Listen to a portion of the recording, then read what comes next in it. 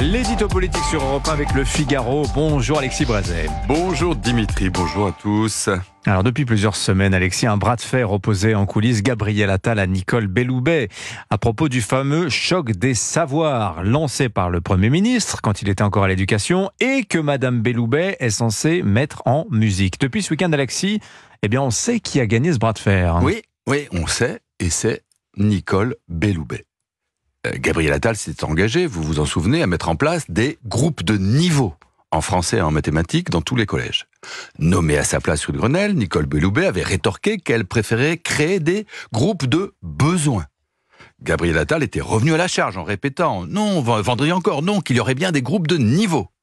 Eh bien, le journal officiel paru ce dimanche est sans appel, les groupes seront, c'est écrit, constitués en fonction des besoins des élèves, des besoins, pas du niveau, Belloubet 1, Attal 0. Bon, alors vous allez me dire, groupe de niveau, groupe de besoin, tout ça sont des mots, des débats byzantins. Pas du tout. Derrière la querelle sémantique, ce sont deux philosophies qui s'affrontent. Dire qu'on est pour les groupes de niveau, c'est afficher sa volonté de rompre symboliquement avec le collège unique et revendiquer un certain élitisme.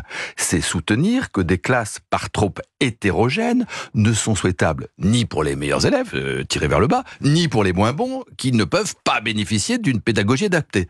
Pour aller vite, c'est une vision conservatrice, largement soutenue dans l'opinion, et c'est bien pour ça qu'après sa démonstration sur la baya, Gabriel Attal avait fait sienne. À l'inverse, plaider pour de simples groupes de besoins temporaires, destinés à répondre à des difficultés ponctuelles, c'est récuser le fait qu'il y aurait des bons et de moins bons élèves, mais simplement des compétences en cours d'acquisition. C'est refuser toute idée de sélection assimilée à du tri social, c'est le mot de Nicole Belloubet.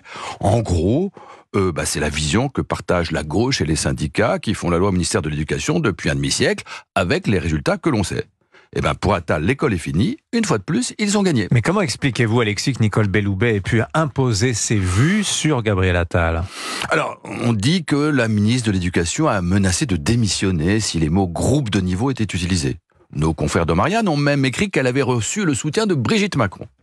Enfin, à la limite, peu importe. Vous savez, quand un ministre sous la Ve République impose son point de vue au chef du gouvernement, c'est très simple, c'est que le ministre indocile a obtenu, d'une façon ou d'une autre, le soutien du président de la République.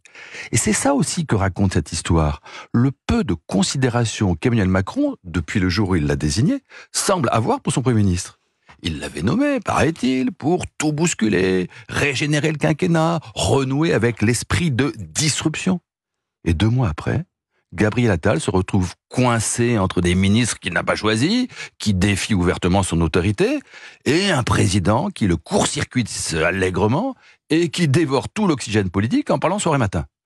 Ajoutez à cela des sondages à la baisse, et vous conviendrez que pour le 35e anniversaire de Gabriel Attal, l'ambiance n'est pas exactement à la fête. Ouais, c'était le 16 mars, l'anniversaire en question. La campagne européenne qui s'engage va peut-être changer les choses, Alexis. On nous l'a assez dit quand il a été nommé. Gabriel Attal, c'est l'arme anti-Bardella du président. Vous croyez ? Pour l'instant, on a l'impression qu'Emmanuel Macron, qui fait la stratégie, la tactique, la liste, les déplacements, les discours, et puis surtout les manœuvres de diversion, on a l'impression qu'il n'a pas très envie de lui abandonner le rôle. Mais vous avez raison. Si les élections européennes tournent à la Bérésina pour les macronistes, alors là, ce sera à n'en pas douter la faute de Gabriel Attal. Mais si finalement la liste conduite par Valérie Hayet tire son épingle du jeu, ce sera grâce, évidemment, à Emmanuel Macron. L'édito politique sur Europe 1. Merci Alexis Brazet. La une du Figaro ce matin, la transidentité des mineurs. Le rapport qui sonne l'alarme sur la prise en charge médicale des jeunes en questionnement de genre. Des sénateurs, les Républicains, vont déposer une proposition de loi pour interdire les bloqueurs de puberté. On en reparlera à 8h40 dans la revue de presse d'Europe 1.